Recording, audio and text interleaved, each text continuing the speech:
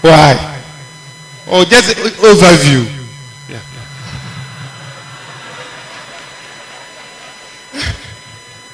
Well, our presentation will be in threefold. Madam will do the overview of national service. Mr. Ernest will take over from Madam the online registration process and how you should assess your postings. And Mr. Benny, that is Benjamin, also will take you through UCC registration and how you can receive your allowance. Please, if you have any questions,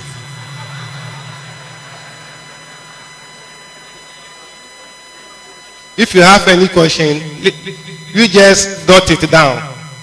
At the appropriate time, you have the opportunity to ask any question. Thank you.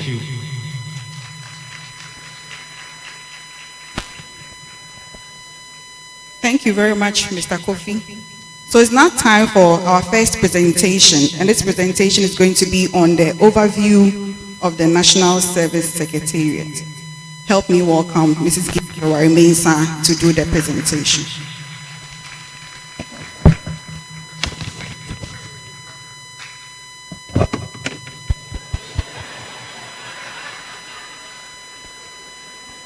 Hello. Hello. You know when he said history, the way people started screaming, I wanted to know how many minutes I have. 5 minutes. So maybe after the 5 minutes, if you ask me to still keep talking, I'll stop. No matter where I have reached.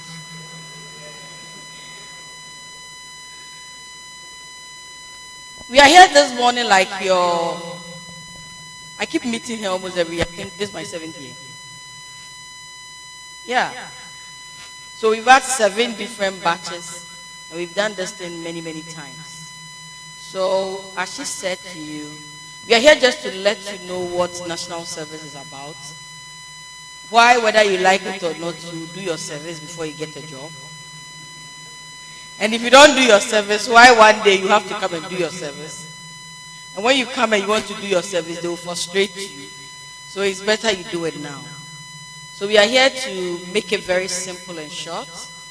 Educate you whilst you also educate us. So when you are done and you think there is feedback you want to give us, you can go on www.nss.gov.gh and then leave the feedback with us. We have a page on Twitter. We have a page on Facebook. We are not on Instagram, so if anybody is chatting you on Instagram, it's not national service. So can I go straight to it? Oh, hi, operator. So national service it was started in a military regime. Now, in this regime, 2 things happened. There was a point where people like you were always roaming around and not doing anything. And you know, anytime there is a takeover from the military, there is that point where schools have to stop, other things have to stop. So the young ladies like myself and those here, I completed school like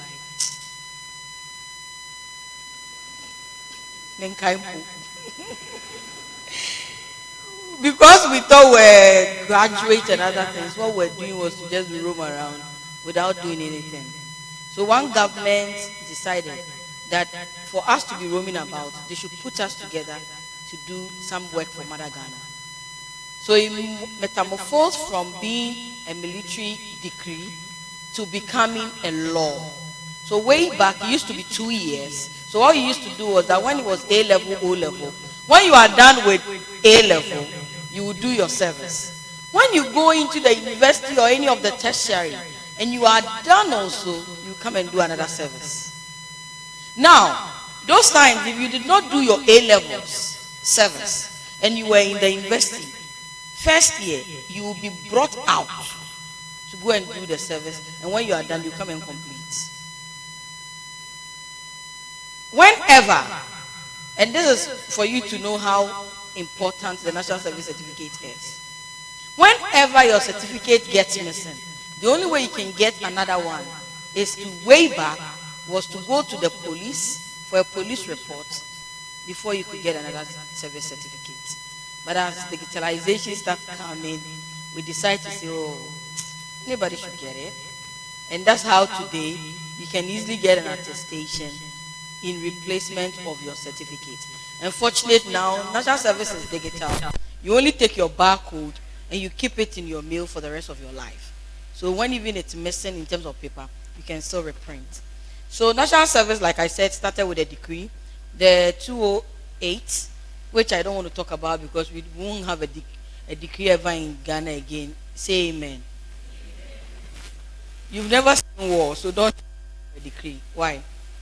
Now we have an act called the Act 426. Sorry, Act 426 is what we operate under now. If you ever go through that 426, you realize that in this act it's still 2 years. But then 1993, we saw what we call the cabinet memo that clarified that we can do a 1 year and not the 2 years again.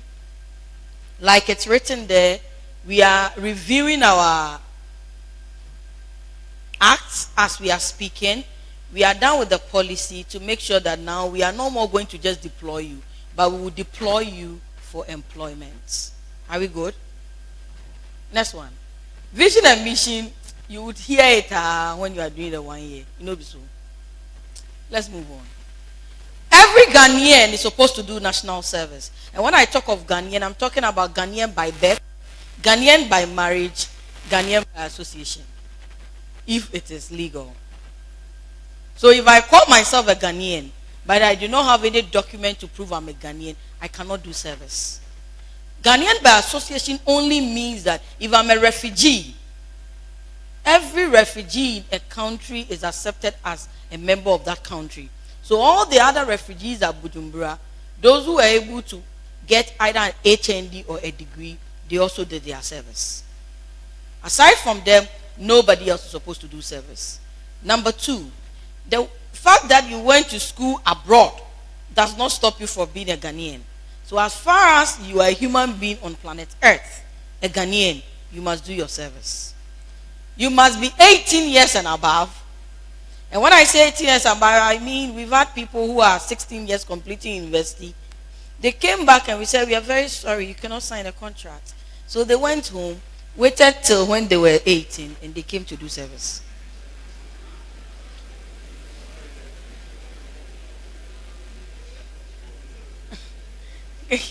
Can I have my screen? You must be of sound mind.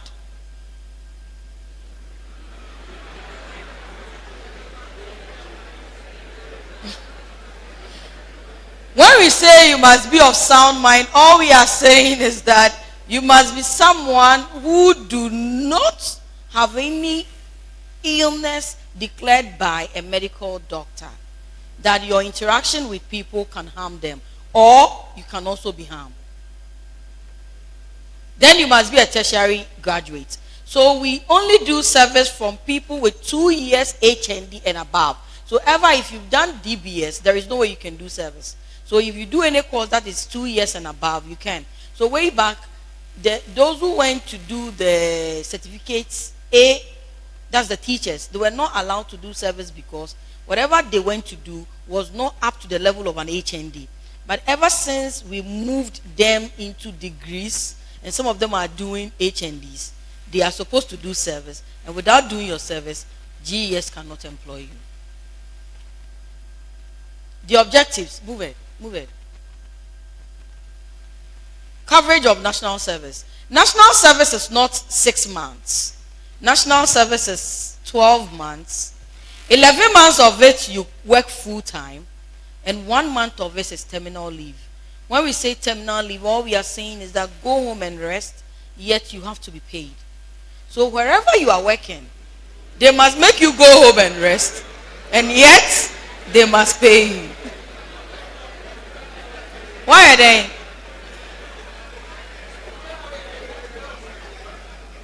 That is so not true. You see the difference between national service and any other kind of work is the fact that for national service, we hold it as a duty to make sure that you are paid. If ever anybody doesn't pay you, you come back to us and we repost you.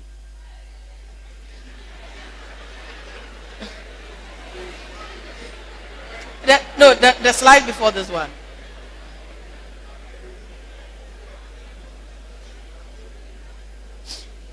No, not the one. The slide you just took away. No. Good. So like I said, it's 12 months. So if people come in and say, oh, we heard that when you're done with 6 months, you can go back. No, it's not true. National service, we all had it when we were in the university. Until I went to do my national service, I did my national service under a staff of mine now, before he went to retirement. And I remember very well those times going to do I was a TA. So leaving the campus to go and submit our things, and we say, oh, we had it 6 months. He says, okay, oh, coffee. And at that time, he never knew some 7 years down the line I was going to be his boss.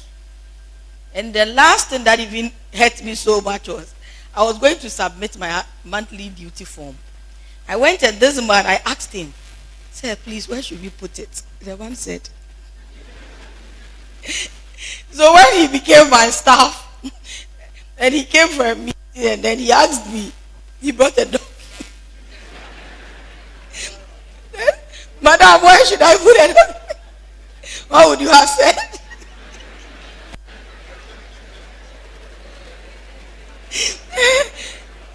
Fortunately for us, we became very good friends. Now he's on retirement. But when he was my regional director, so we start national service now from September. The whole idea of starting from September is because of the new system we are running now. So we try to make way for everybody to complete school.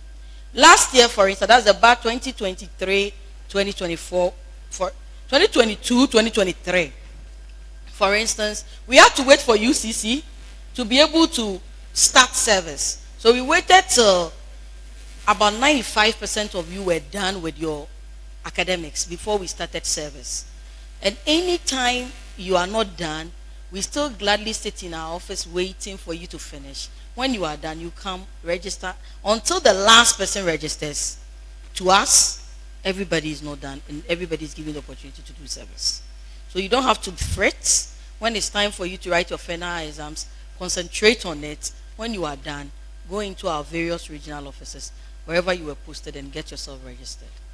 Now, terminal leave is what I spoke about. So when it's August, wherever you are working, whether government or private, they are supposed to give you access to going home to go and rest. If they ever say you should work, then they have to pay you double. And it is law, no joke. It is law. So whoever says gifty, you have to do extra work. Because of it, you cannot go on terminal leave. If you are foregoing your terminal leave, then they must pay you the amount national services subscribe, or whatever amount they are paying you. But they cannot pay you below what national service prescribes. Are we good?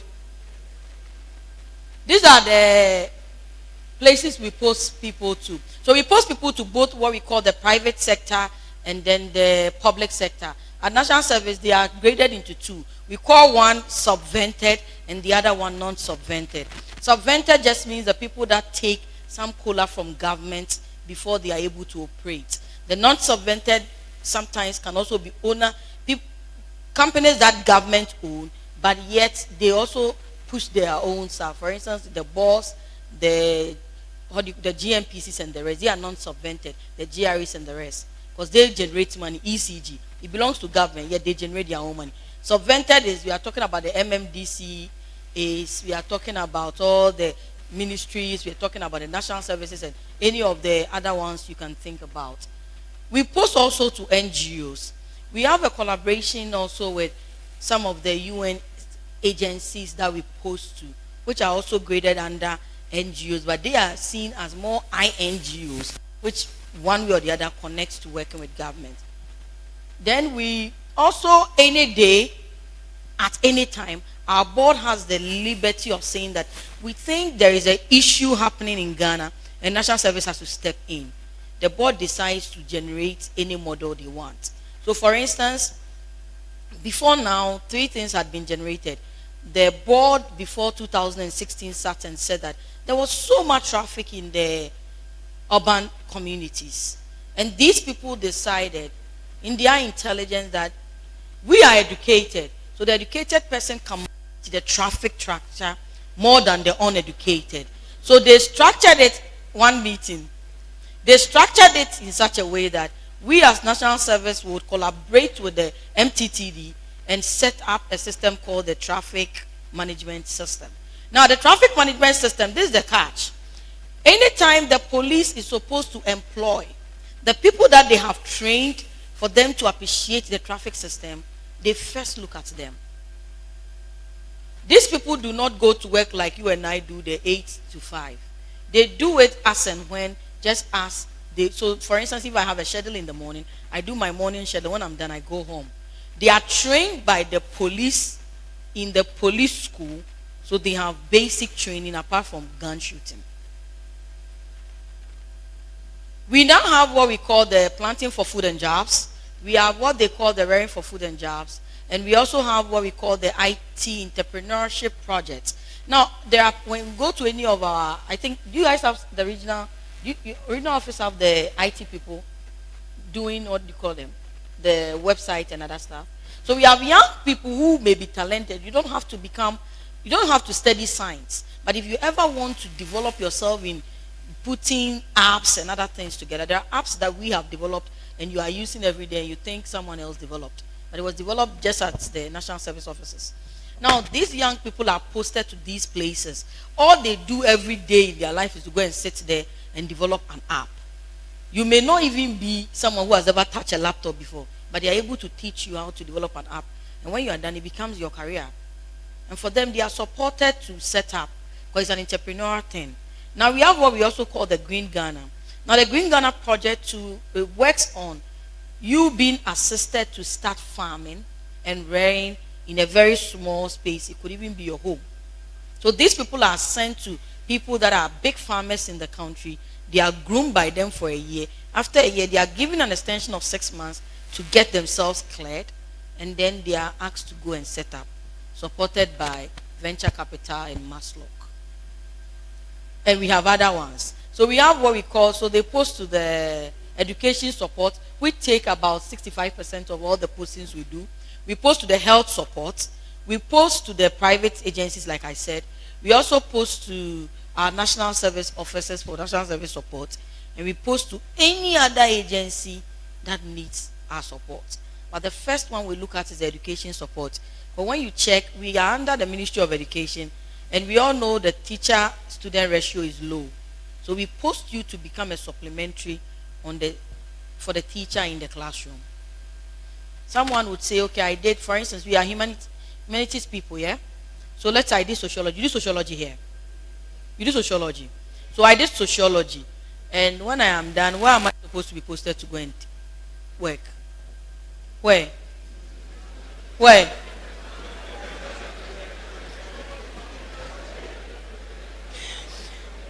Now, when you go on our system, you see what we call study leave. Study leave at national service does not necessarily mean you were given the opportunity to go on study leave. What it meant is that me, Gifty, I am working already, and I only came to do a top-up, or I came to do a course that will complement my work. Now, when they will take you through the process, you put a study leave there because wherever you are working, we are supposed to post you to that space. So I cannot be working at national service. It's time for me to do my service. Maybe they post me to the Ministry of Health, which means I can't be going to work for 1 year, or I may have to be flipping around and causing trouble. So all you need is that when you are registering, so you don't have to say, I didn't get any approval from them. They say nothing. Just write it, state where you are working. The only thing is that when you are coming to register, you are supposed to submit to us your appointment letter from that company, which proves that you are working there. Because I could just write that I'm working at the office of the president. And then when I'm posted there, I will go and do like, no, she doesn't work here. So you have to just make a proof. Then we have what we call the health conditions. Health conditions could be anything. I have a height phobia. I'm so scared of heights. So if you put me on a very tall building, it means one day before you know I'm down. Because when I'm up there, I feel like falling. And it happens to me a lot. And some people, but this health condition, you cannot prove it. So unfortunate. But then those that you can prove, like I have diabetes, because of it, I can't go to any place that something may scratch me for it to become a wound. Maybe I have asthma. Because of it, I can't work in dust. You're supposed to state it. Now, one beautiful health condition is pregnancy.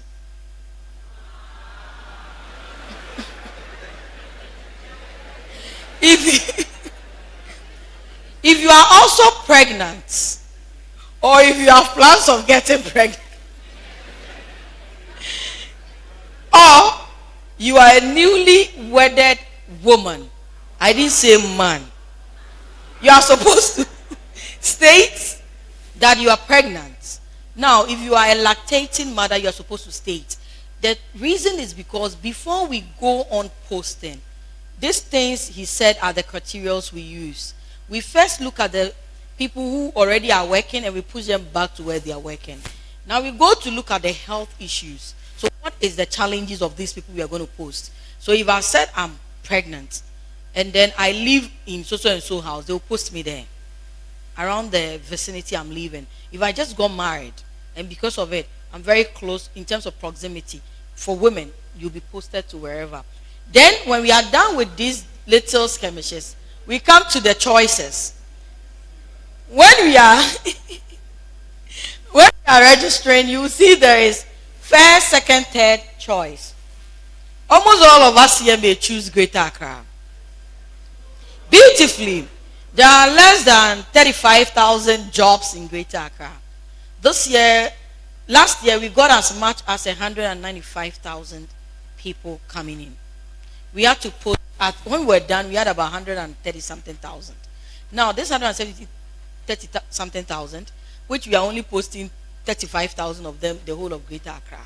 Whether you like it or not, you go to your third choice. You know why? Because someone else had chosen your second choice as first choice.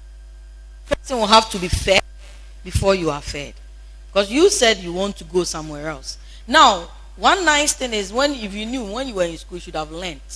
So as TAs, you are also considered with the privilege of being sent to back to your school or back to the department that are asking for you. Now, if UCC is asking for you, it's still called UCC. Because now I hear almost all the universities are changing their names. Now, if UCC is asking for you and MTN asks for you, at national service, we consider UCC before MTN. And I'll give you the reason. Hello? If you had listened to me very well, I said our first priority was the education model. Do you remember? Which means a lot didn't listen. But if you are listening, I said our first priority is the education model. Unless the education model is completed, we do not give people out just like that. So we have to send you to UCC because that's where you'll be more relevant to Ghana than anywhere else. Now, on the selection of your regions, when you select one region, you can't select the other region again. So if you select Greater Accra, the next one that will come will be another, the 15 left, and then your third to the 14 left, sorry. Now, in your selection, I tell people, whether you like it or not, you have to know some other places. You don't have to live in your comfort zone every time. So in selecting the regions, don't be in haste to choose Greater Accra. By divine selection, you may go to Greater Accra. But anybody that chooses regions that are very comforting, you would end up still going into those regions really. Or if you are fortunate and you did some courses that some agencies urgently need, then maybe you may end up at a very juicy place, not by anything. Because any of the people sitting here do not see any of your pictures when we are posting. All that is seen is NSS, blah, blah, blah, blah, blah, blah, NSS, blah, blah, blah. So you don't even know if I'm posting my own son or my own daughter. You get my point? So there is no connection.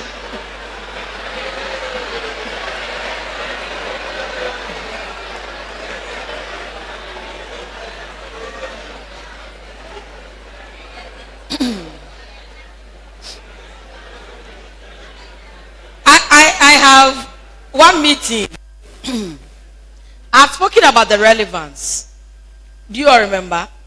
When I was starting, I spoke of the relevance. So the relevance, one of it is that it's an act that is supposed to be done by all of us as Ghanaians. Who is working in the public sector has done it. Without you doing your service, you are not supposed to get a job in the public sector. It's the first criteria they look at even before your supposed degrees. Now, without doing service, you're not supposed to be employed by a private sector. It's the first thing they will look at before they give you a job. Something happened when the banks had to be defunct.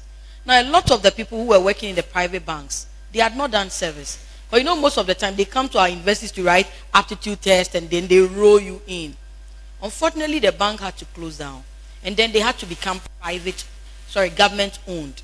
Government's policy says that without service, you cannot be employed. A lot of them had to be laid off because they had no service certificates. So those who are on the street talking about they've been laid off, when they say they were laid off, ask them, did you have national service certificates? Because it's a policy in the public sector. That's why the teachers 3 years ago, your friends were making a lot of noise that when they said, if you don't write licential, if you don't do service, we won't employ you. They said, oh, okay, they will take government to court. Then the UK government wrote and said, oh, even in the UK, you have to do your voluntary service before you are employed. So everywhere in the world, you're supposed to give back some service before full employment. That's why some systems, the internships we do, which we don't take serious, is part of your curriculum. So you have to. Now, on the job requirements, whether you like it or not, like I said, when you are going for employment, you are supposed to get it. And when you are also done and later you want scholarship in life, you're supposed to also send your service certificates. If you want to go and do your master's. Many people come into our office running around and saying, please, can you people just give me something to go and show them so they give me a scholarship? When I'm done, I'll come and do it. No, hell no. You have to do it. Because now, if you ever want to check anybody's NSS number, or you remember anyone's name, the person's cause the person dead, the year the person completed. When you go on our website on www.nsscertificates.com, when you type in, the person's certificate will pop up. So way back when it was just a paper, when people could forge them, now you can't forge them because it's online. Anybody can check it. I spoke of the 40 years and above. No, sorry. I spoke of things that can give you, what do you call it? An exemption. So before you can be exempted, and when I say exemption, I mean you are not allowed to do the service. If by the time you are completing school now, you are 40 years or more, you will be exempted from doing the service. But look at the catch. Exemptions are only allowed by the board. So for instance, if I did Medilab, I would not be exempted. The reason is because in this country, Medilabs are not as many as the other people we are looking at. If I did anesthesis, I will not be exempted. So the board is supposed to be the one giving you the authority of exemption, not you picking exemption. But these are some of the reasons why you can be exempt. Now, those who did HND before they came to do a degree, if after your HND you did service, you don't have to do service again. Somebody may ask, am I supposed to do service on the course I did? So I did marketing HND. Now I'm doing BCom degree. Can I do service to cover my BCom? No. As far as you, the human being, you did service with HND, you are done. So we don't do service on the courses we do. It's you, the human being, that is supposed to do service. Are we good? Then, like I said when I was starting, before you can do service, whatever course you've done must be 2 years or more. Still on exemption. Proving ill health. I have already said that. If, for instance, you have some sickness that would go after some time. For instance, if anytime I see the crowd, I'm a very shy person. So what a lot of people don't know is as I'm standing here, I'm just looking behind, watching someone that I know very well. So if you are like me, and it's a proven sickness, then you can bring it, and they won't send you to a place like this. So you can decide to say every day, me, when I see people, I collapse. But if you cannot prove it, they will not help you. So if, for instance, let's say I broke my leg during my time to complete school. It is not enough to say you won't do service.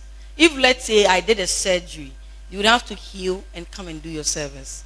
But if you have some sickness, for instance, about 5 years ago, a young man who was working with MTN, was an engineer, was climbing up and he had some chopped fingers. So when the fingers got chopped, he was given an exemption. Be obvious, really, he's an engineer, he can go up there. And it will take a while to learn how to use the other fingers to work. For instance, if someone got burnt some few days before service commenced, so such a person would have to exempt, because burns take a long while for it to. But you are supposed to prove all of this with documentations, not just walking into our office to say it. Some people even go to rent people's babies and come and say they are their babies. When you come, they are sometimes able to catch you. But you know it's only that is a thief. So if they don't catch you, you escape. If you have a receipt in school, you're not supposed to do your service.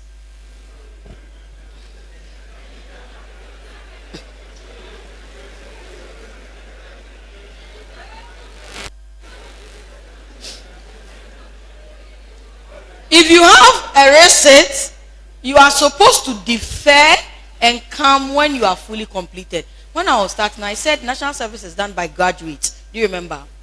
Now, if you've not done your receipt and you come and do service and you are done, the thing is this: the day the director here and any of the other directors catch you that you are doing that, they would hold your certificate and ask you to go and complete and come. So why even bother?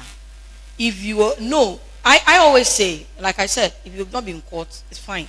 If you have like a single receipt, that one you can ask permission and go. Because when they are taking you through the monthly assessment form, you see a point which has 21 days as the days we work in a month. Now, when you exempt yourself from work for some time, the person may not sign up with you, which means that you are losing those months. And when you are not on the 12 months, which is 11 months, you may not get your certificate. So why bother? Now, like I told you, if you already have done, what do you call it, on HND, you don't have to come and do on a degree again. Are we good? So nobody should ask me that question, because I repeated it again. That if you've done HND and you did your service on, when you are doing a degree, you don't have to do a service again. Because service is done by the individual, not the many courses you did. These are offenses at national service. And some of these offenses are liable not just by punishment of saying, would hold you not doing service for a while. Some of them are also criminal and you can be prosecuted. Evasion. So be at to be at evasion, I say. The difference between evasion and deserting the thing, a lot of people are not able to tell the difference. Can you all read? You seen what? Oh, you can't read. Sorry.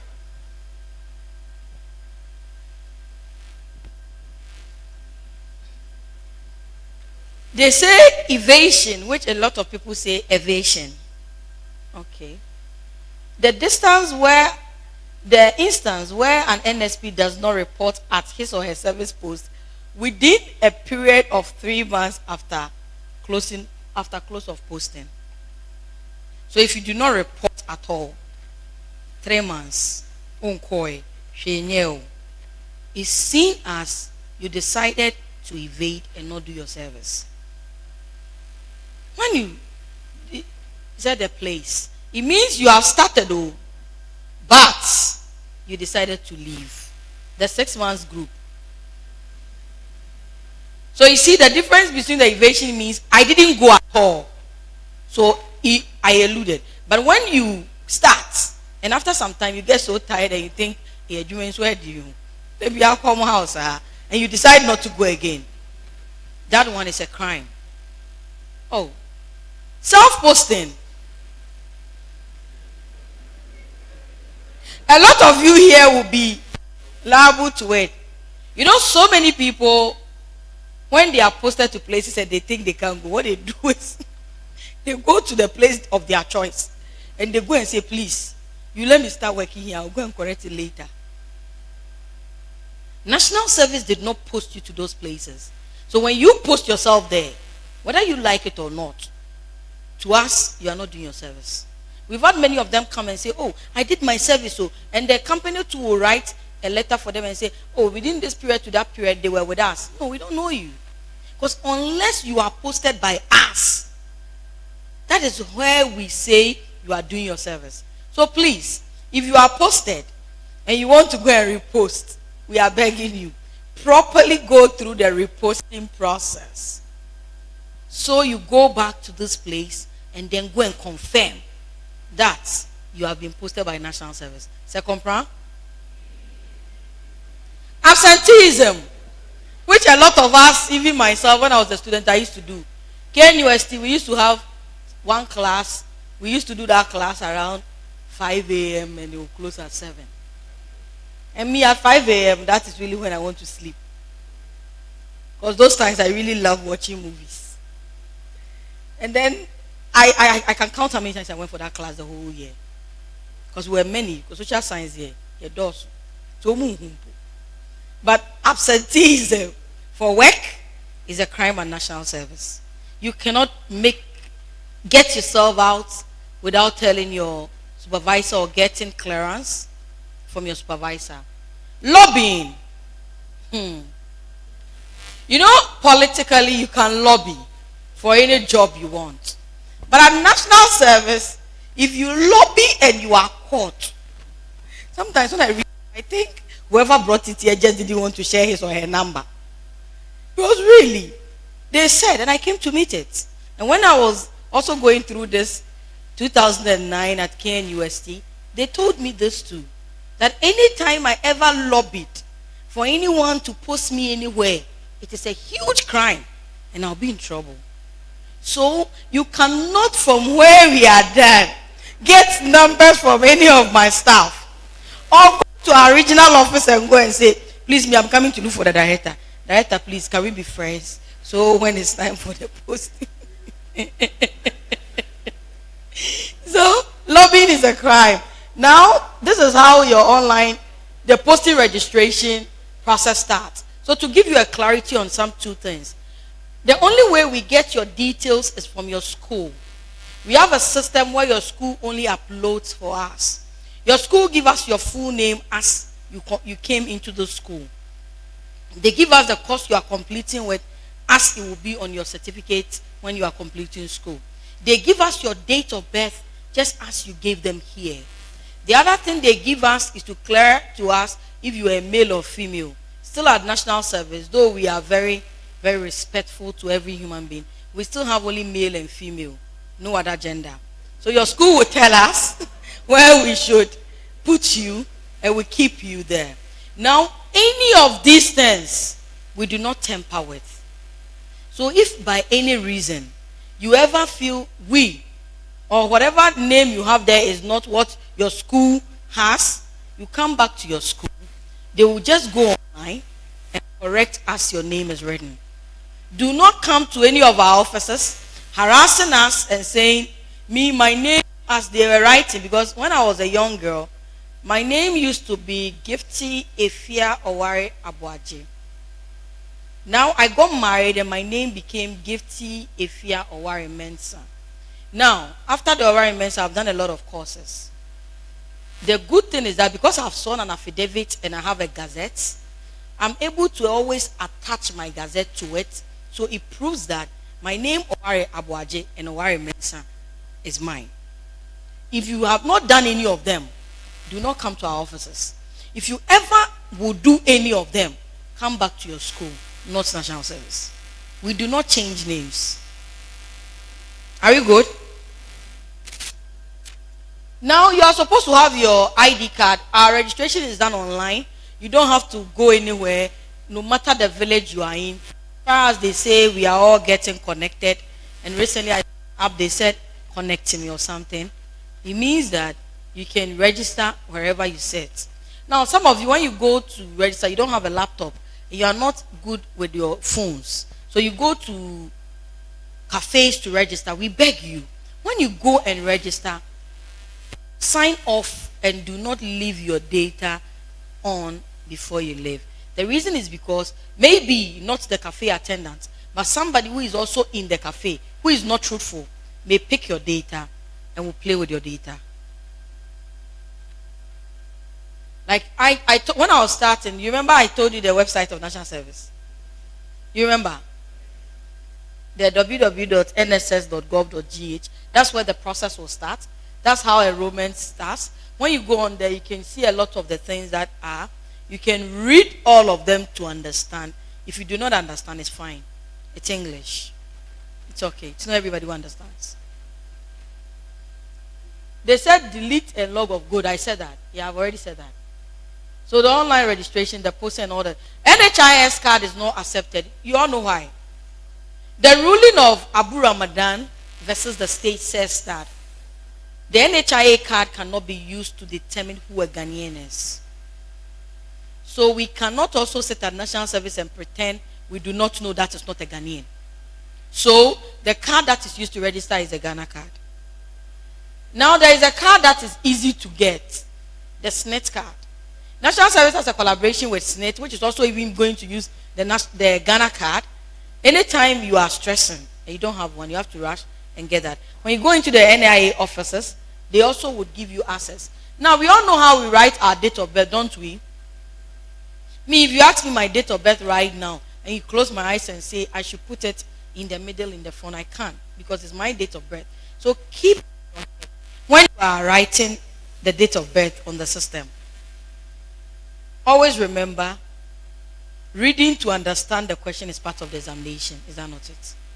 So National Service, for your own protection, when you are putting your date of birth there, they've done something.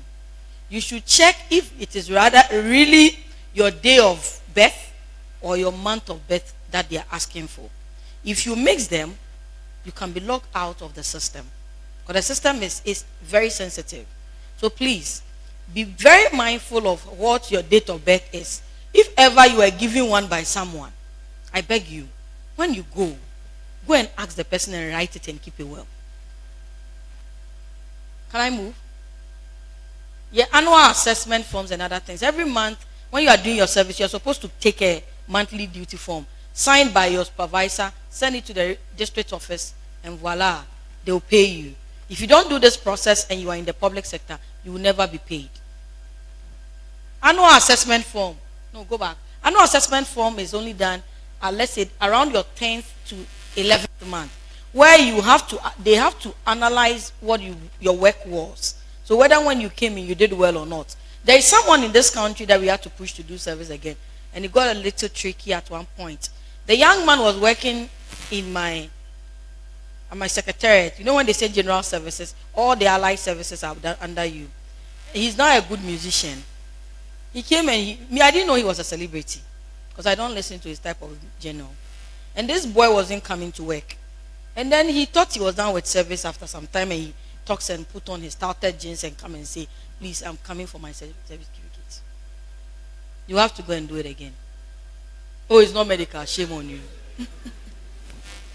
So, just had to make Gamna do the service for like 3 months until his bosses had to come and say, okay, we are so sorry. This was the challenge he had. But national service is supposed to be done, like I said, 12 months. And yes, sir. Good. Now, when you get pregnant, let me flip it. No, relax. Within the period, if you get pregnant and you're supposed to go and deliver, you'll be given your 1 month, 1 month maternity leave. And we call it maternity, not paternity. So maternity leave 1 month for you to go and deliver. When you are done, you will come back and complete that 1 month. Number one. Number two, if by any reason you have to defer, you have to officially write to us at National Service before you defer. If you've done 4 months and you go and come, the beautiful part of it is that National Service will pick you out and the system will roll you and say, this person abandoned service. So what we'll do is that the month you did the service, you will do it once before you can get service. But that month, it's already gone. Yet you will not be paid for those months you had worked. And that's just a punishment for people who abandon and come back. Because some people risk everything to finish service.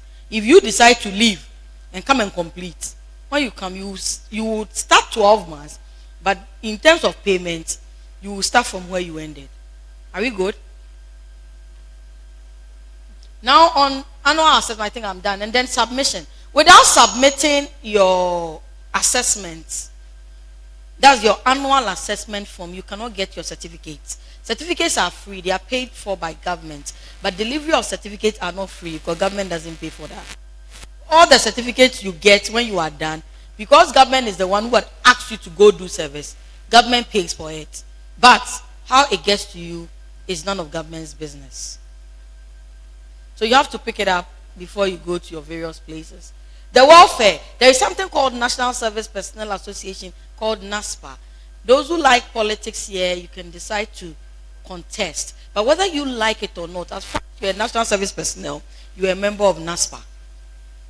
You can decide to go to court many times, crash your head in a fridge. It's fine. You're a member of NASPA. NASPA is supposed to take care of your welfare. 2 things you're supposed to do. So if you come in and they're not doing that, you go back to them and ask them why. NASPA is supposed to make sure that everywhere you work, you are comfortable. Whether they do that or not, I don't know. But that's their job they're supposed to do. Now, there is a desk at National Service called Inclusion Desk. The inclusion is not the inclusion in America. This inclusion locally. So it has no LGBTQ in. Now, what it does is not all of us can do what I am doing here. Not all of us can look at all these eyes and will not cry. Not all of us can be able to watch us and laugh. Maybe because I'm a teacher. So I can look at you and talk. But I don't teach people like you. Now, your inclusion may be male or female. Some people may be males, but are still vulnerable. So our inclusion desk is supposed to take care of everybody that is vulnerable. Everybody that thinks you want to help a vulnerable person. So on this inclusion desk, if by any reason, my brother, what's your name? If by any reason Dansu is posted to Gift's office, and I decide to sexually harass him, he has the right to go and report. But most of the time, hello? Hello? You know, anytime we've gone to places and we say this, the guys are like, hey, me, report it for what? But you see, it's very possible that though Dansu won't want to report, but he just said he won't report. It's very possible. What's your name? Bansa. Bansa would want to report. So please, the inclusion desk is for that. Now, a lot of the young ladies here, are you with me? Oh, give me a wave. They are the most vulnerable. The reason is because sometimes it's not your fault. I think we all got desperate to that point where we wanted to work somewhere very beautiful. And then you see there are places where you go and see even how the offices, you know, when you are here, you are like in heaven. So you want to go and work there, and you go. And the officer in charge says, can I touch you before I give you a thing for you to go? Now what you're supposed to do is come to the National Service Office, report it, and you'll be changed. The beautiful part is that you'll be changed to a good place just as there. You'll be changed into a district just as there. The same region. Any day, if your fellow National Service personnel also try to harass you, report the person. Hello? That is not harassment. Now, reposting. To add to this, reposting is not a crime at National Service. What is a crime at National Service is paying somebody for you to be posted. Reposting is not a crime at National Service. What is a crime is paying somebody, whether kind or cash, for you to be posted. And you the one giving the kind of cash, you are as criminal as the one taking the kind of cash. Now what we do is this. If by any reason, any of us here, we are posted, and you feel you cannot go to where we posted you to, walk majestically in one of your most beautiful Christmas dresses. Go to the National Service Office and ask the officer in charge. Give the thing which is genuine, and they will repost you. If by any reason you go to any place and you cannot get a place until the last person is reposted to the best place, we do not stop reposting. I have been posted. I have even been posted. See, I've had a young lady. I keep sharing the story of people because it looked crazy. That I've had a young lady who was posted to GMPC in Accra. The young lady was dating some guy in Western region, some village. And the guy says, if you don't come there, me, I will break up with you. The young lady walked into our office. She booked an appointment. I thought it was something very important. One of the typical inclusion issues. You know why she came? She just came to say, you people put me at GMPC. Me, I don't want. All I want is a safe place where my beloved is, and I just want to be there. Hello? Hello? If by this foolish reason, if by this foolish reason, hello, one meeting, if by this foolish reason we could repost her, why won't we repost you when you are saying the reason why you don't want to go is because you don't have money? Are you serious? They will. When you came to school, who paid your rent?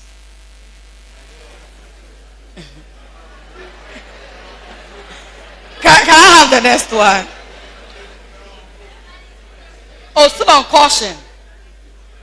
I think I'd already pushed this caution out. That anytime you are registering, be very mindful of your credentials. Because there are people out there who take your credentials. Especially those of you who have done HND already and going in. See, if anybody come into your classes from now, and if they've done it, then try and find a way of, whoever the class rep is, report the person to your head of department or your dean for the person to be dealt with.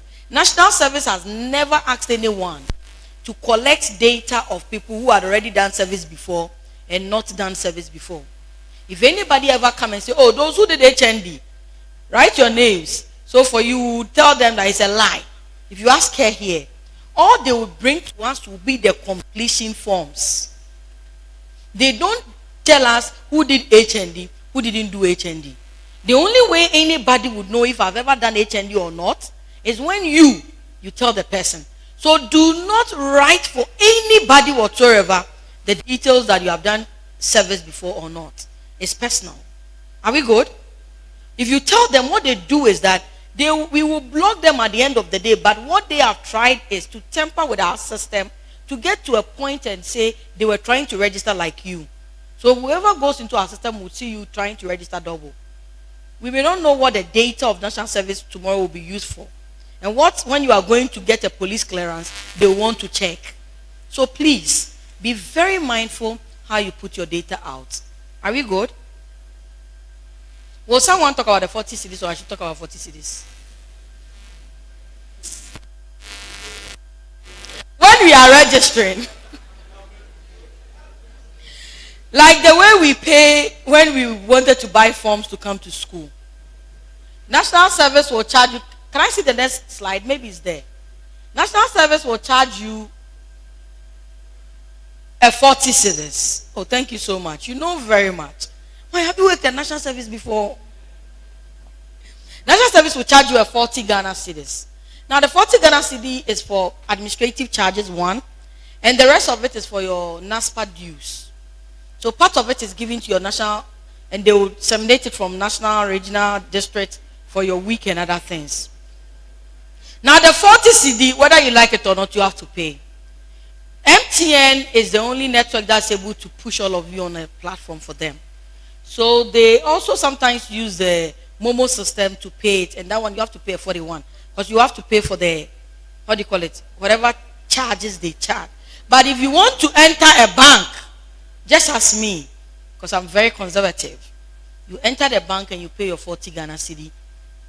we used to be ADB. This year we are in talk with a lot of them. We don't know which one we are going to finalize on. But whichever, it's going to be a bank that, then you go there and register with a 40 Ghana cedi, then you can access the system like that. Now, if you have any problems at national service, what you do is that you start from your immediate supervisor, which is a process of supervisory. You go into your head of department, which is supposed to be the next if it's not solved. You get into the metro, the district, the municipal manager at wherever, or let's say the office. If it's not solved, then you can take it to the regional office. If it is not solved, then you bring it to the headquarters. But most of the time, the problems are solved one way or the other here before it gets to the top. So I think all your concerns, your questions can be solved. I'm done here. Thank God. So at this juncture, I'll call on my IT person to take you through.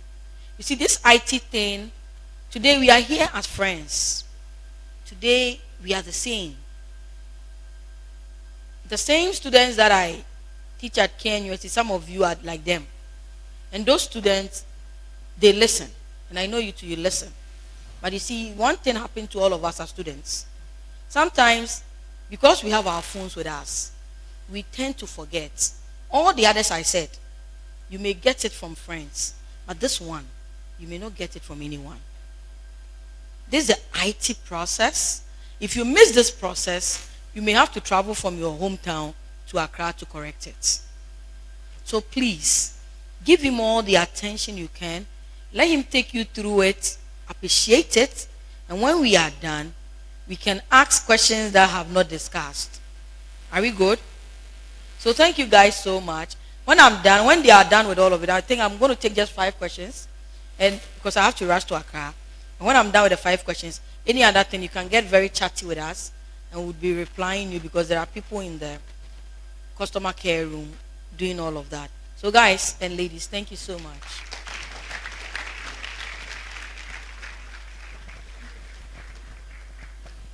Good morning. So we are basically at the technical aspects of the orientation, and that deals with how you can be termed as a service personnel, how you can get access to register, how you can check for the PIN code. I will take you through these things, but first you need to go to the NSS website, www.nss.gov.gh. Go to www.nss.gov.gh. No, not now, not now. Not now. Before you can register, you need to get a PIN code. So I'll take you through the process you can acquire the PIN code, how you can go about doing the online registration after you've gotten the PIN code, and then after how you can check for your posting.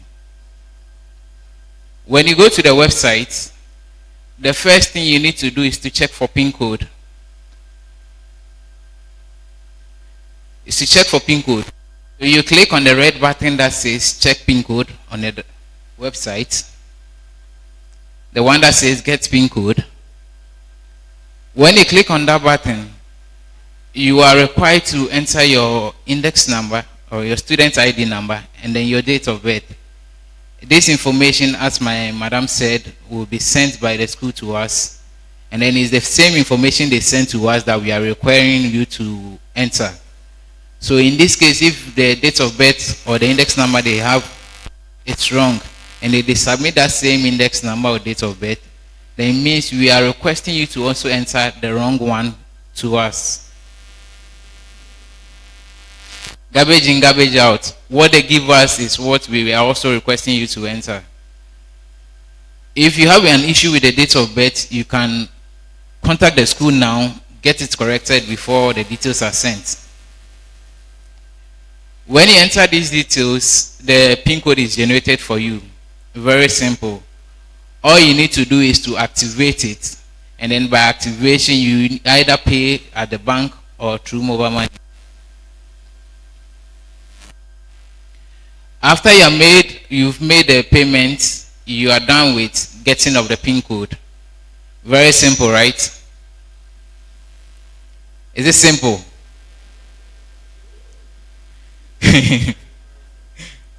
Just go to the NSS website, click on Get PIN code, enter your index number and then the date of birth, and then the PIN code is generated for you.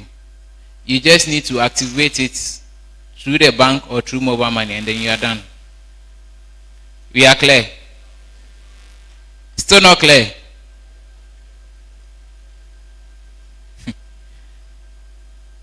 Are we clear?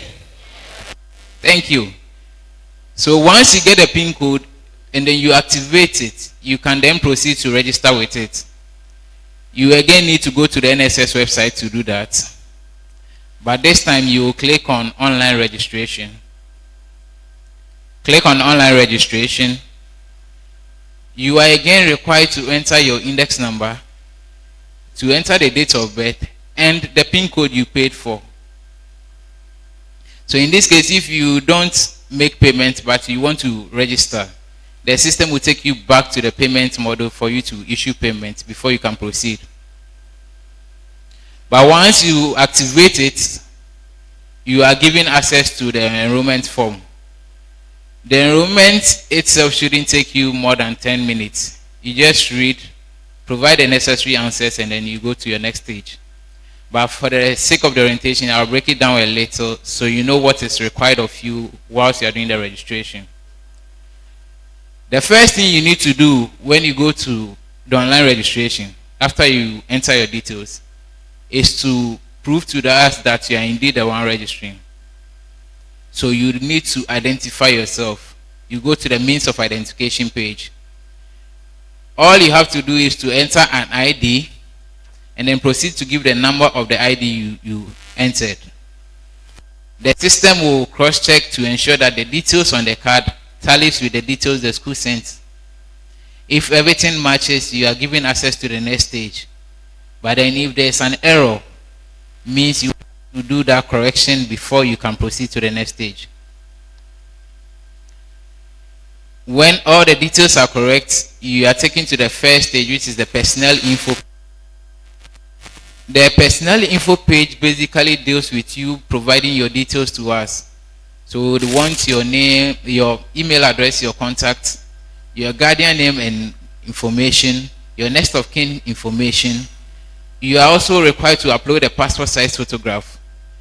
With a passport size photograph, I would beg you not to upload selfies, because the picture you upload here is the picture that will appear on all your NSS documents, including the certificate. It should be a current picture of you.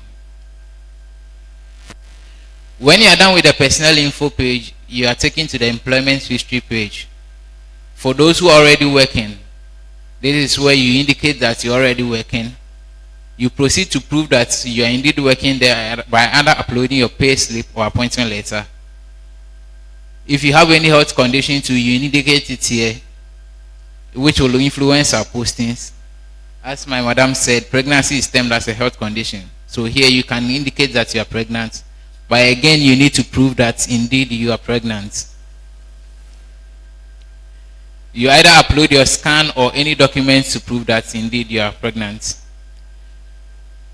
With the employment history, if you've done an attachment or internship with an organization and then you want to be posted to them, don't indicate here that you're already working. Do not indicate here that you're already working, because if you do, it means we will be placing you under the study leave category, the employed category. Rather, what you need to do is to go to the organization and then get an assurance letter from them, and then you bring it to any of our regional offices. When you are done with the employment history page, you are taken to the preference page. The preference page basically deals with you selecting 3 regions in the order that you like to do the service. You can't select one region 3 times. You also let us know the local and then the foreign languages you can read, write, and speak, as well as the models, that is the industrial models, education support, the health support, NSS support, agri and agro business, private sector, public sector. So you select any 2 of these models. That would also influence our posting. we would know where we would want to place you. When you are done with the preference page, you are taken to the preview page, which is basically the last stage of the registration. All you do at the preview page is to go through all the information you entered, make sure everything is okay, and then you save. If going through the preview you notice an error, you can go back, do your corrections, and then save. Once you save at the preview, you would automatically receive a text message from NSS Ghana stating that your registration is successful. You also have the option of printing the enrollment form out, and then you have the option of going to your personal dashboard. The personal dashboard is basically like your student portal. Anything you'd have to do with NSS can be found on your dashboard. What you need to do is to go to the NSS website, that is to access the dashboard. What you need to do is to go to the NSS website, click on NSS portal, click on sign in as personnel. When you click on sign in as personnel, you are required to enter your username and then a password. The username is the email address you entered whilst you were doing the registration. And then the password will be the code you paid for. So your PIN code again comes in play here, because that is what you use as a password. For security and safety reasons, once you log into the dashboard, the system will automatically ask you to change the password from the PIN code to anything you'd want to use. So it can be a name, it can be a number, but it should be something unique only to you. No one should have access to it. Are we clear? This is a sample of the dashboard. Once you get access to the dashboard, then you are basically done with the online registration. Very simple, right? All you need to do is to read and then understand, and then you proceed to provide your answers, and then you are done. After the online registration, and then let's say a month or two, postings are out. There would first be a press release stating that postings are in. There would also be a text message sent to you stating that you've been posted to a particular organization. And then the text message will come with a link that you can follow to access your posting. Should in case you don't see the press release or get the text message, just go back to the NSS dashboard. When you go to the NSS dashboard, click on print posting letter, which should be at the bottom of the page. When you click on that, the posting page and then the appointment letter will be displayed for you. Just print all 5 pages of the appointment letter, take it to where you were posted to, and then have it endorsed. After you have it endorsed, you book an appointment on your dashboard.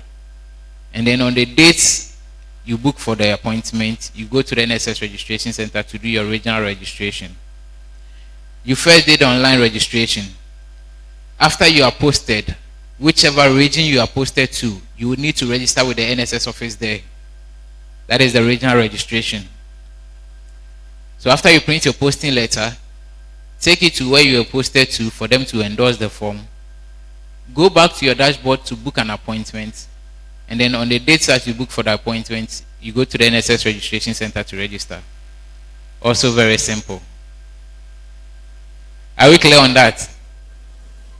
Very confusing. You first did online registration, which we are clear on, right? We first did online registration, which we are clear on. After postings are out, you need to do regional registration. So with that, you need to print the posting letter on your dashboard, take it to the organization or the facility or the institution you were posted to for them to endorse. They either accept or they decline you, which is the endorsement. After they endorse, you go back to your dashboard to book an appointment, like the passport office. And then on the dates that you book for the appointment, you go to our office to register. The venue and then the time for the registration will be mailed to you when you are doing the booking. So the booking will come with the date, the time, and then the venue for the regional registration. Is it clear? If you are declined by the organization, just book an appointment and then you go back to the NSS office for them to do reposting for you. Are we clear? Is everything I've said so far clear? The get PIN code or the checking of PIN code is clear. The online registration is clear. And then the checking of posting is also clear. The checking of posting, I'm not getting the response. So is it clear? Once you are clear on all, then I'll gladly hand over to the account officer to take you through the account session. Thank you. Hello. Oh, I can see some people leaving. Okay.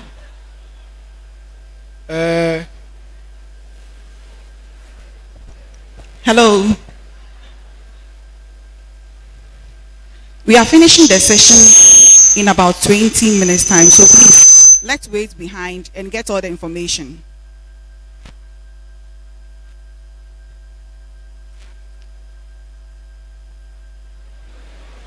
Hello. Okay. National service, I'm here to talk about your allowance. National service, we do our payment based on our postings.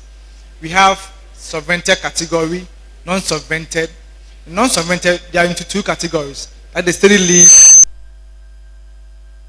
My madam said we have about a steady leave. Steady is whereby you come to school to do a top up, you post it back to your place of service. In this situation, when you post such personnel to the place of service, national service no pay any allowance because you're already receiving salary from government. And most of the time, some of you try to dodge the system. And trust me, if you dodge the system, it will catch you. When we catch you, you will not receive your salary as well. So please, when you do the online registration, just let us know that you are already working. You post back to where you are working, and whilst you're doing your working and also doing your service 1 year, you won't pay any allowance because you are already paid by government already. And after your 1 year service, you have to pay national service 10%. Per letter I'm going to give it to you, that's the national service appointment letter. In section 7, it states it's over there that after you're done with your service, you're supposed to pay national service 10% on the service allowance you are giving to the personnel. Currently, you are paying our personnel 559. So the 10% will be work on the 559, not on your salary. You pay this to national service after your service year. You can pay it to us either monthly, quarterly, or after your service year. But when you refuse to pay this 10% to national service after your service year, you will not receive any certificate from national service. Yes. And hello, don't worry. There's time for questions and answers. And I'll move on to the non-subvented. That's whereby you post personnel to private sectors. National service will post personnel to private sector, the banks, insurance companies. When we do so, NSS will not pay you any allowance because I posted to private sectors, and they are going to pay you allowance, either 559 or more than 559. And most of the times, those who posted to private sectors enjoy fat allowances. So in this situation too, per appointment letter, section 7 says that the company is supposed to pay 20% service charge to national service on your behalf. And this 20% is paid on the 559. But the company will not pay that 20% allowance that are given to you. I want you to receive your allowance fully.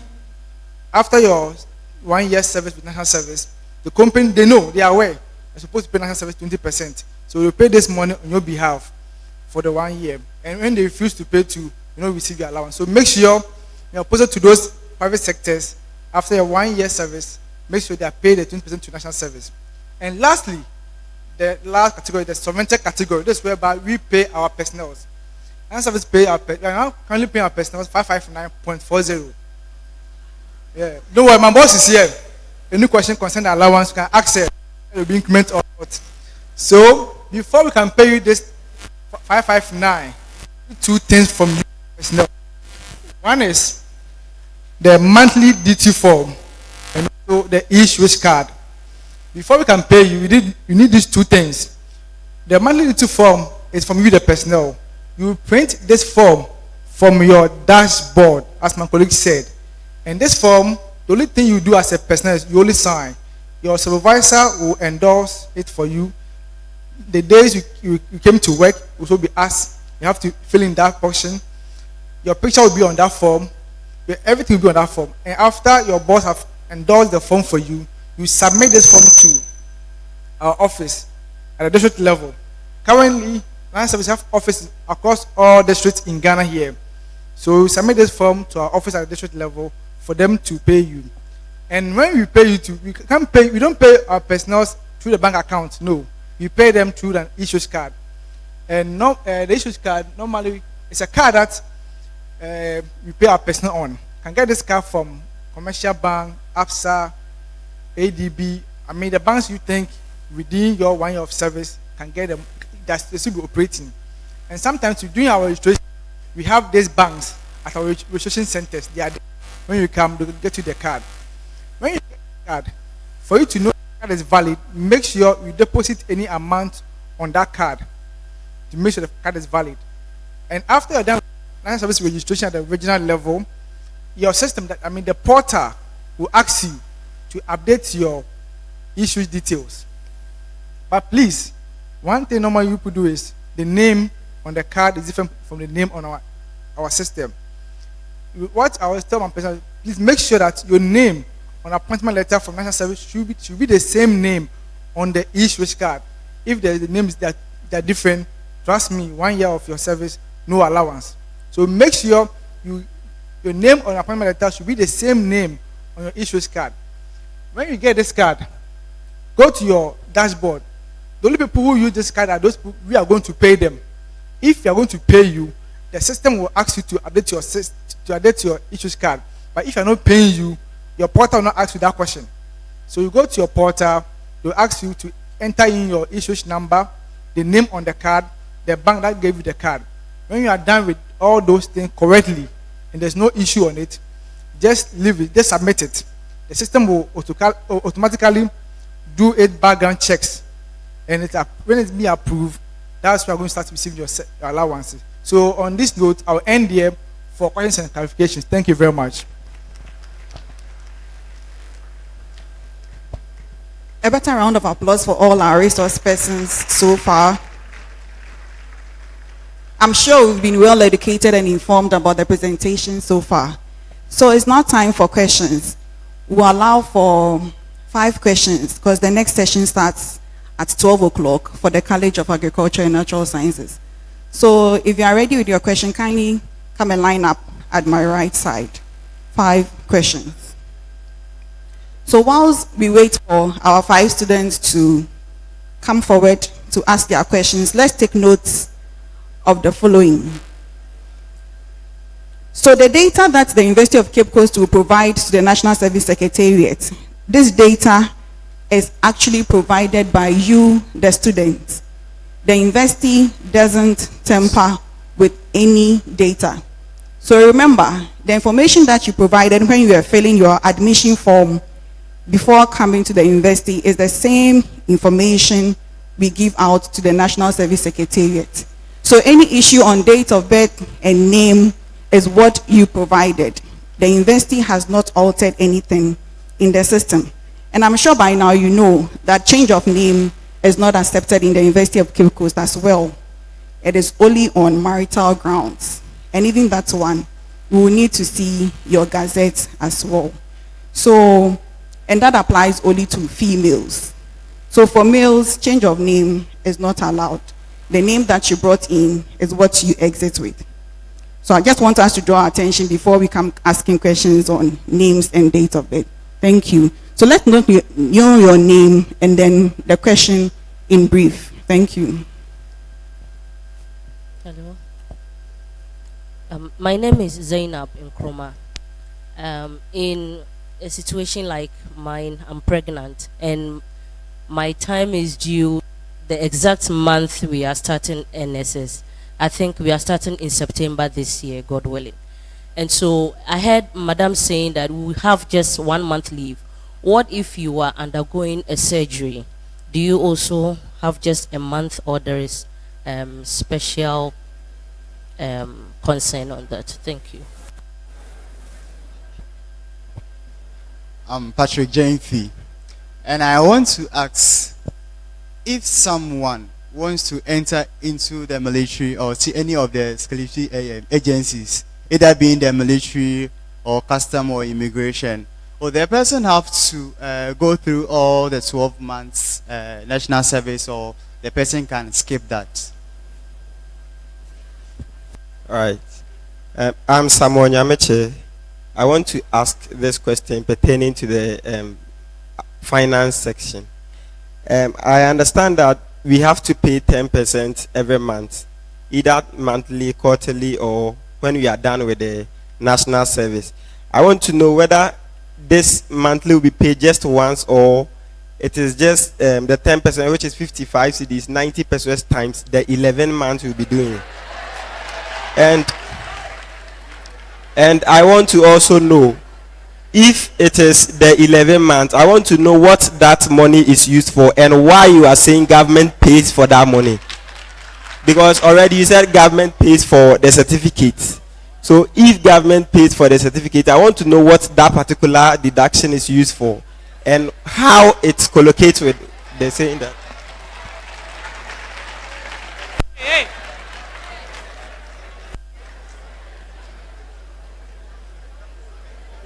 I'm Afote Gabriel Ekshoto.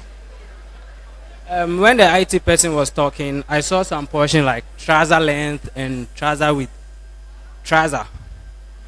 I saw some portion when he was talking, the IT, and I saw trouser length and trouser with, yes, trousers. So I want to ask first, is there anything about that? You didn't talk about that. Secondly, you said some people will be exempted from doing national service. And you also said if you didn't do national service, you can't be employed. So those people, will they get certificates so that they can be employed, or they won't get it? Thank you. Okay, my name is Sam Watson. My question is concerning the Israel card. You said the government, we have to apply for the Israel card. So we go to private companies, are we also supposed to apply for the Israel card?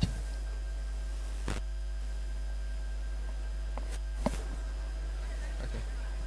5. Okay, my name is Zakaria. My question is, on what basis will a personnel be declined if posted to an institution or an entity? And the next one is, with the 599, is there tax inclusion or there's no tax inclusion? 559, sorry.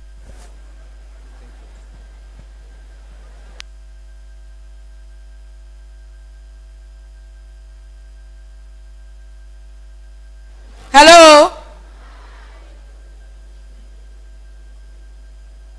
Let me slide in on the next of kin. Naturally, when I sit down and come, I've degassed. So forgive me. The next of kin, a lot of you, when you are putting stories of your next of kin, you put lovers and other people there. Be mindful. Hello? So anytime there is anything with you, positive or negative.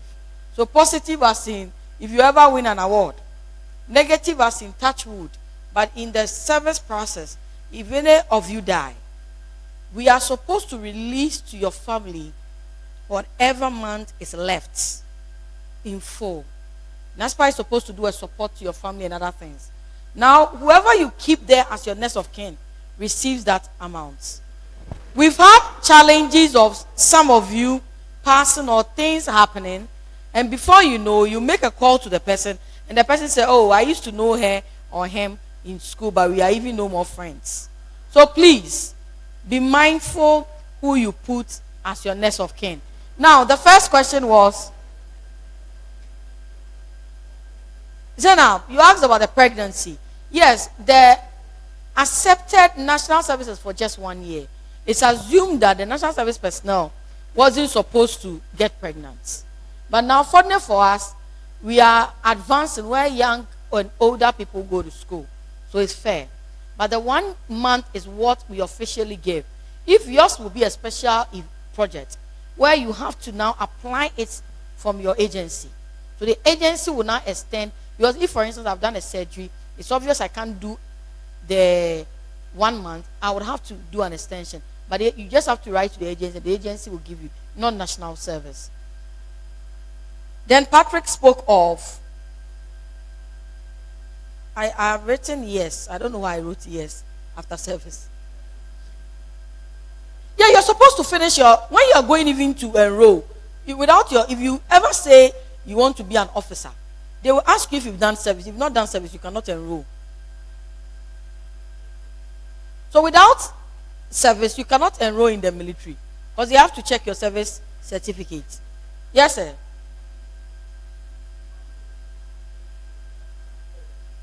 Like I'm saying, we deal with the military. National service started as a military. The military man that said no may not be the head of manpower. The one that employs them. Look at your service. See, military have the recruits and the commissioning officers. If I may be a degree holder, but because I think when I go as a commissioner, I won't get it. I'll go as a recruit. Now I'll have to use my SSS certificate to go in. Any day you want to use your university certificate to enter, which even now they are saving because it's not all courses they are allowing us do, what do you call it, the commissioning. If they ever will ask you to do commissioning, which means you are going to start from lieutenant, you are supposed to have done your service. Because you don't go into military and start service. Am I good? Now, the next one was on Sam. Sam, what course are you offering? I can hear you. What? Procurement.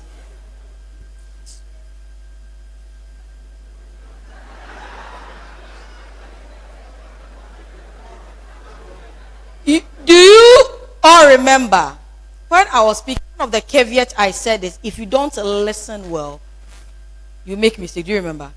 And I spoke of the fact that understanding the question is part of the exams. Do you remember? If you were supposed to be an examination, he had failed. When he came here, what he said was there will be a 10% people who did steady leave would pay. Do you remember? He said that you would have to tell national service because if you don't, then and you go and take the NSS money and you are taking your government money, what they will do is when they catch you, both of it will stop. Do you remember? Did he say you have to pay 10% national service out of blah, blah, blah, and then what they would use it for? Did you say that? Hello? Hello? Let me explain. There are two payments. See, you as a personnel here, after you are done paying 40 cedis to national service do not make you do payment to them again. Two things. Now, there are two administrative charges national service take. One is a 20%, the other, is a 10%. Now, the 20% is not paid by you. It's paid by any agency that picks you on when it's a private company or any of the quasi-governmental companies. Quasi means that they are partially government like ECG and the rest. Now, the 20% is supposed to be paid on your head. So it could be 20% times 559 divided by 100 times 12 months. Or they can decide to pay it monthly. But the time you are bringing your annual assessment form, they would want to see, have they paid that money on your head? End of story.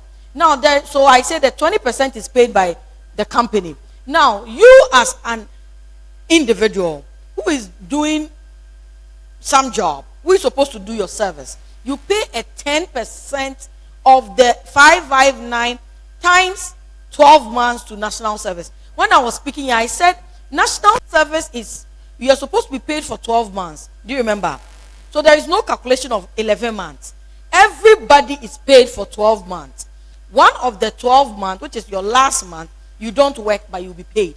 That same way, the money you're supposed to pay, if you are already a teacher, if you're already a public servant, is you pay national service 10% of the allowance for two things. One is because we gave you access to coming to do service at the wrong time and posted you to a place where we could have posted another personnel to go deliver the service, so you pay for administrative of it.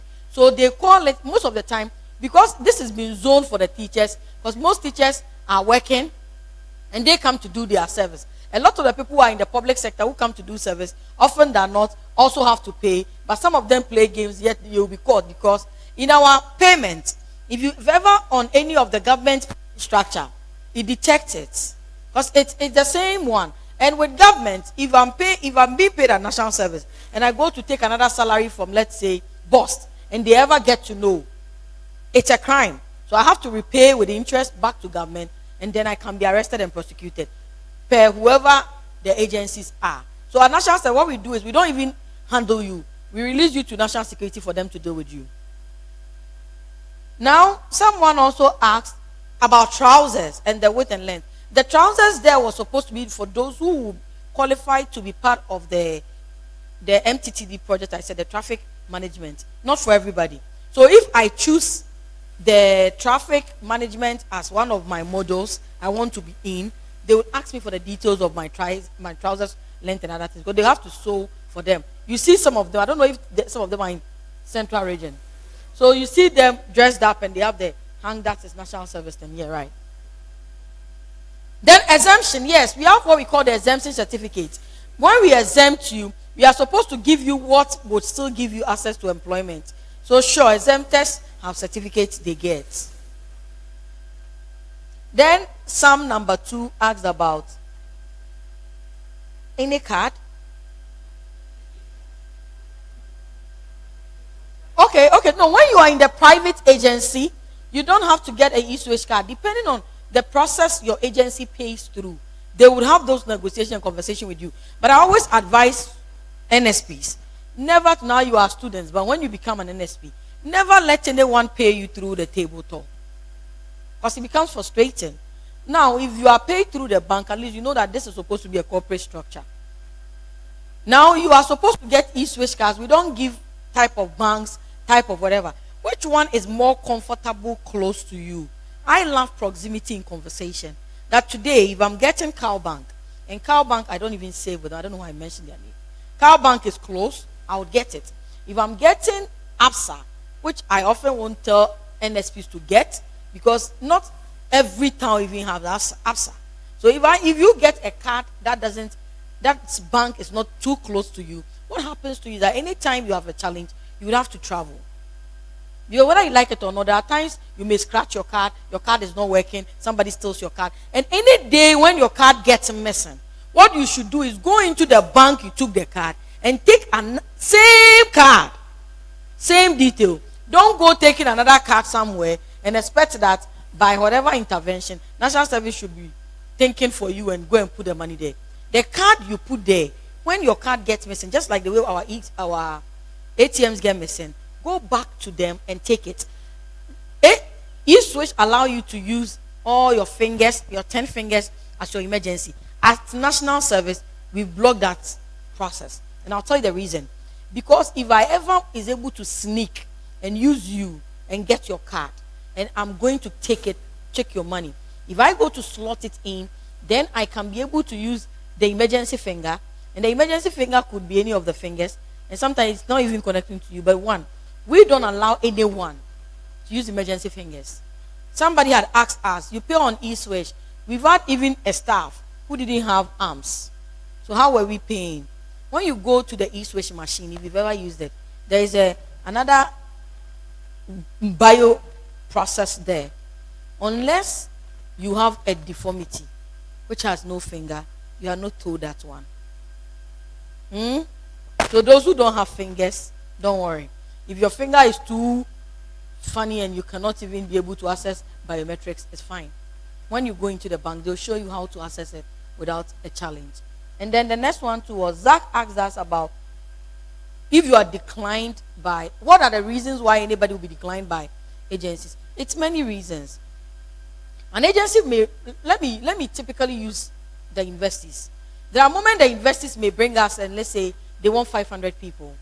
And we may post the 500 people to them, and before they know, some lecturers will opt out and say, I have this person doing PhD or this person doing some MPhil who is still my TA, and I want this person to assist me. so I don't need the TA again.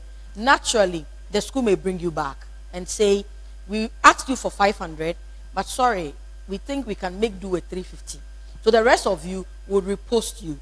It is no fault of anybody sitting here that institutions bring people. Sometimes an institution may say, I need statisticians. So we will take all of the people they start to them. And then if you did start and we are done with statistical, we'll go into math. But they will say, okay, for the math people, we are not very comfortable with them. We'll pick you back and repost you. Sometimes somebody may say, I need sociology people. We've sent all the sociology and realized that we still have a psychology person. Because it has some connections, we'll link you up to them. They say, no, we are sorry, we don't need the person. We'll repost you. There are moments you go and they were really their need yesterday. Because as we are speaking, agencies have brought us their needs. Now, their need yesterday may be different from their need tomorrow. So by the time we post you, if their need has changed, we just repost you. Sometimes some agencies, unfortunately, may also get many people. Let me use a typical DVLA. They are the ones we keep fighting with. And they still want to believe that their space, and a lot of you go there and you become Goro boys and girls. So they feel because it's difficult for them to manage it, they now say, okay, our portal says it's first come, first serve. So if we are all posted, and let's say I went back to reposting because I didn't have a place and I go back to DVLA, they'll say, okay, Gift TV, sorry, but the people we wanted are rich. Now, two things happen. There are some people, especially this service badge. Some people went on the DVLA system and decided to register themselves. We didn't post them to DVLA. We didn't post them because that's self-posting. So we post you to a place. It's the only way you can go to that place to get yourself registered. One of the things that they might have mixed was when we post you, those times the system used to be that we post you. You move from us. No, you come to national service, come and take endorsement. You take it back to the agency, go and take endorsement. You bring it back to us, come and take another endorsement. Then you go to the district office, take endorsement, take it back to the endorsement. It was too cumbersome. Now we made it very simple for everybody. I print my letter, which is online. So we issue postings, let's say Monday. We give you like a week to go through the processes. Those that will fill reposting, re-registration, whatever you call it. Now, after a week, we allow you to issue printing. When you are done printing, you take it to the agency straight where you were posted. They endorse it. When they are done endorsing, then you will go online and book an appointment. Without an appointment booking, like the way when you are going to take a visa, you book appointment. When you come to the National Service Office, they can't help you. The only people that can open the space for people to be helped will be the 3 executive directors. And I don't think that you are telling me to stop thinking policy, to be sitting down and opening things and saying, Kwesi Kwabena is my friend. No. So when you don't book an appointment and you walk into the National Service Office, out. The only way you go back to National Service to register is when you go online and book an appointment. And don't be like a Ghanaian who says they said it is 9:40. So I'll go there around 10:25. By that time, it would have elapsed. So you won't find yourself in the system. We book appointments before we go to the place. And each day, they have a number of people that the appointment can take care of. That is why now when we are registering, you don't see a lot of crowd anywhere. Because they had come to a point before, 2018. God forgive us all. When the military decided to beat up national service personnel at Elwak Sports Stadium. Because they went there and the personnel who think they have completed school were full of exuberance, misbehaving.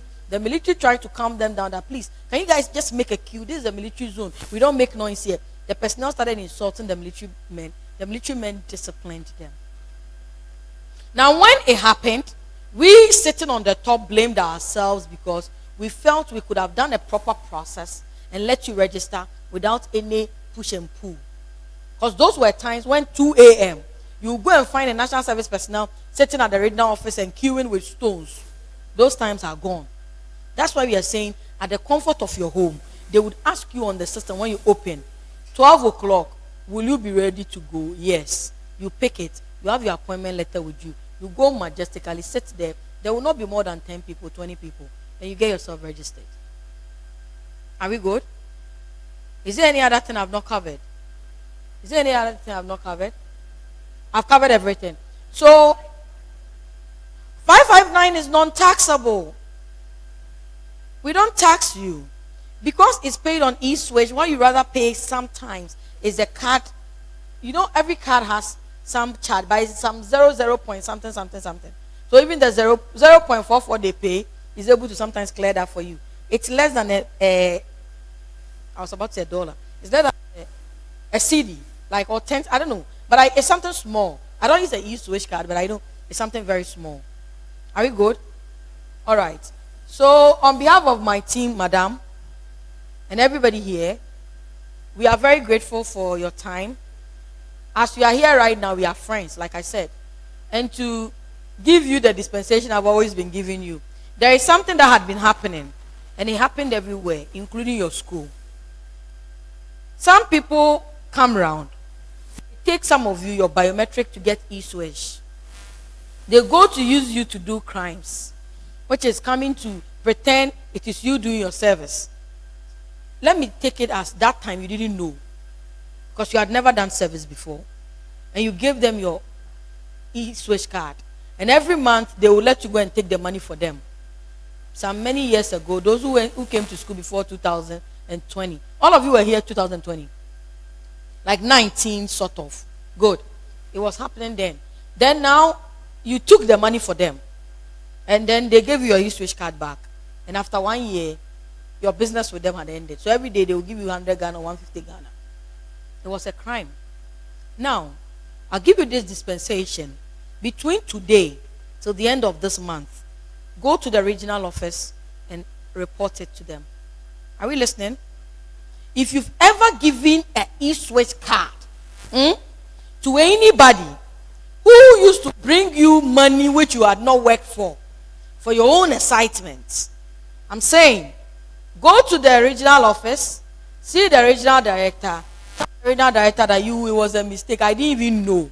They stole my hand and they used my finger to go and do that. I let him. Now, if you don't, and it gets to a point where we are done registering and we find out that these were done by you, that one, I won't treat you as a friend. Because you know why?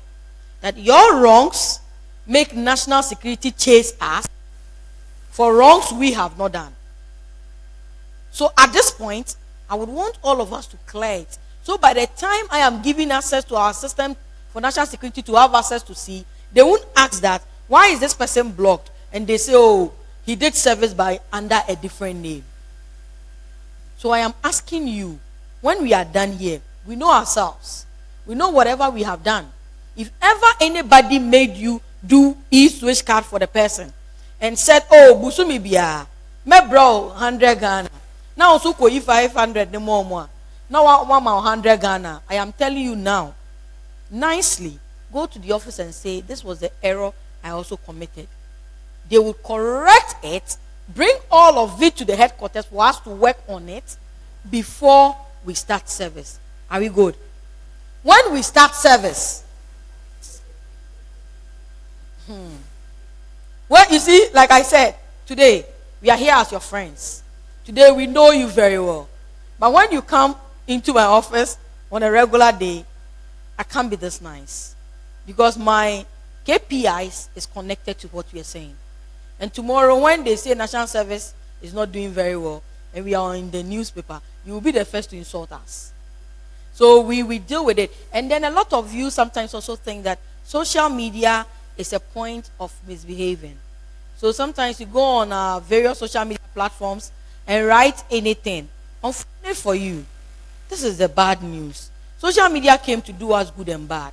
What it has added to us is the fact that today, if you're looking for a job, the same person who is giving you a job, go on social media to check who you are. And you'll be amazed. The national service things you write on there, they don't delete them. They rather keep them and release them to national security. Because we have had someone come to say, oh, I'll die. The reason is because their allowance had kept in for like, I think, a week. I didn't die, but he ended up in the cell. Wouldn't have said I would die. Maybe he was joking. So please be very mindful. A lot of you, I'm very fortunate I didn't see a lot of air plugs in your ears because it's not done at national service when you're doing your service. When you do that and the boss sack you and you come back, would also make sure you go to teach in a very big village where you can be able to be happy. But any other thing that is going to happen, please, those of you who also have the beautiful bare-chested pictures on your social medias and other things, because I think they are going to add social media this year to the system. I beg of you, now that we are doing deployment for employment, an agency is supposed to feel comfortable to say that the person doing service, doing this course, can you repost the person so I employ? Please, correct them. The same nice dresses we have here should be what your social media should get. Some of you who do TikTok and foolishly do foolish things, thinking that is the beautiful thing. What you don't know is the data you are putting out there.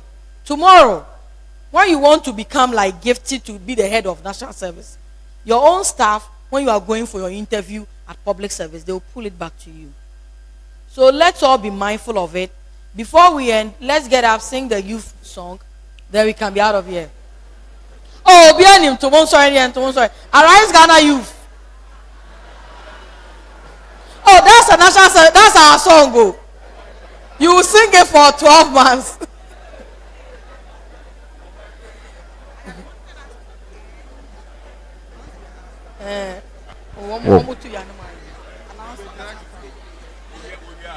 Hello.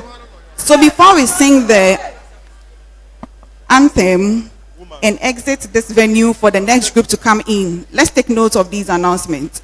So by the 31st of May, the Office of the Dean of Students will submit a list to the National Service Secretariat. I take it again. By 31st of May, which is next week, the Office of the Dean of Students will submit your list to the National Service Secretariat. In doing that, we are taking the list of students who have registered. We are taking the list of students who have registered. So we have a 1 week period to go through our portal, make sure we have paid our fees, registered or completed the registration process. And if the process is not completing, kindly go to the student record session to see if there's a possibility of it being completed. And let's take this exercise very seriously. Once the list is submitted, no supplementary list may be entertained from the National Service Secretariat. And I'm hoping that students will not be coming to our office with some form of excuses which are not tenable. So take note and make sure you have registered. So before we sing the anthem, I also want to say a very big thank you to the team from the National Service Secretariat for taking time to educate our students. And also to CBS for providing live coverage of the proceedings this morning. And to you as well for staying in to the end of our presentations. Over to Madam for the anthem. Oh, and for my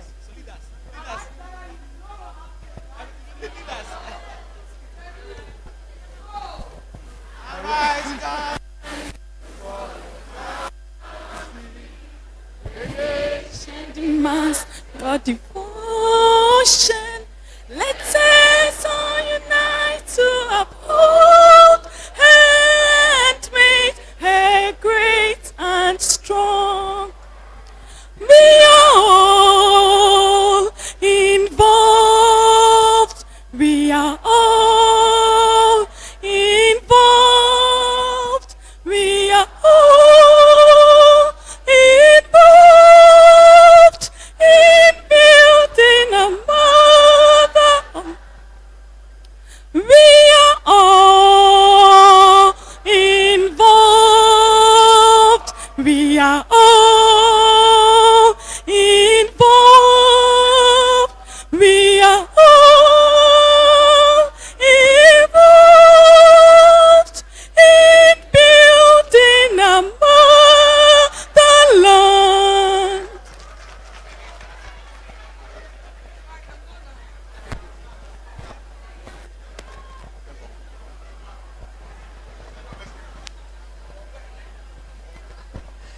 All right. thank you very much for staying with us. This is TVUCC, and of course, if you have not subscribed to our channel, this is the time that you have to subscribe to our channel. Hit on the notification icon so that you will get alert on what we do, and do us that honor, share our content for the world to get to know what we are doing. This is a special orientation program organized by the Office of the Dean of Students of University of Cape Coast in collaboration with the National Service Secretariat. Of course, they aim to educate the final year students of University of Cape Coast on the nitty-gritties of the scheme. My name is Louise Bequin. You can call me the PDF. I have one of the officers from the National Service Secretariat. She's going to tell us something small about the program, and of course, one or two things that the final year students should expect before they even start the service. Please, good morning and thanks for joining us. Yeah, good morning. What's your name and your office? Gifty Owari Mensah, the Deputy Executive Director, National Service. Great. What is your impression on the program? I think so far it's always been like this. UCC has always come out in their numbers, and then it's nothing new for us how UCC, especially the Dean of Students Office, had collaborated with us in making sure this happens every year. I understand that the current service persons for the past few months, they have not received their allowance. Do you have something to say about that? That is not true. That is not true.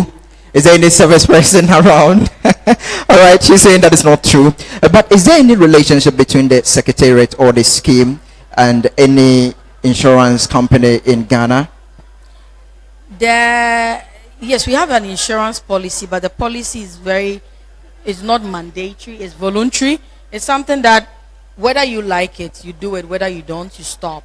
So we don't have a specific insurance national service is dealing with, but then we advise our national service personnel to go on an insurance policy at least to support them for the year they are working with us. Yeah. So this means that it's not compulsory when you go to the registration center and you see insurance company there. It's not compulsory to register with them. No, it's not. It's not compulsory. All right. We're grateful for your time. Is there anything else you would want to tell our people who are watching us? I think we are starting service in September, like we said. People should just calm down. Make sure you finish, you complete very well, and then you can come out and do service. No rush. It's a year of fun, a year of education, year of getting yourself informed and getting prepared for the workforce. And that's what they should just come in to do. All right. Thank you very much. But where else are you organizing this orientation in Cape Coast here? In Cape Coast, any other tertiary that is in Cape Coast, because it's across the country, all the accredited tertiary institutions, we are having the orientations there. We do appreciate your time and we wish you all the best in this program. Thank you. Okay. So if you have not subscribed to our channel, please